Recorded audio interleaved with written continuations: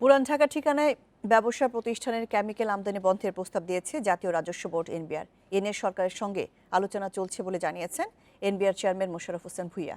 দুপুরে রাজধানীর সেগুনবাগিচায় রাজস্ব ভবনে ভ্যাট সম্মাননা অনুষ্ঠানে তিনি জানান, সরকারের সম্মতি পেলেই পুরান ঢাকার ঠিকানায় কেমিক্যাল আমদানি বন্ধ করে দেওয়া হবে। এনবিআর চেয়ারম্যান জানিয়েছেন, চলতি অর্থবছরের 7 মাসে রাজস্ব আয়ে প্রবৃদ্ধি হয়েছে প্রায় 7%। নতুন সরকার গঠনের পর শুধু জানুয়ারি মাসে রাজস্ব আয় বেড়েছে প্রায় 10%।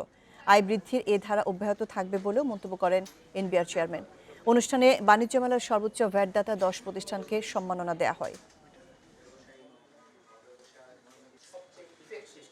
আমাদের প্রতি যদি নির্দেশনা থাকে এবং আমরা সেটা সরকারের সাথে আলোচনাও করছি যে পুরাতন ঢাকার ঠিকানায় এবং পুরাতন ঢাকায় উঠবে সেরকম কোনো কেমিক্যাল আমরা যদি না দেই, তাহলে পরবর্তী পর্যায়ে ব্যবসায়ীরা বাধ্য হবে ঢাকার বাইরে যেতে।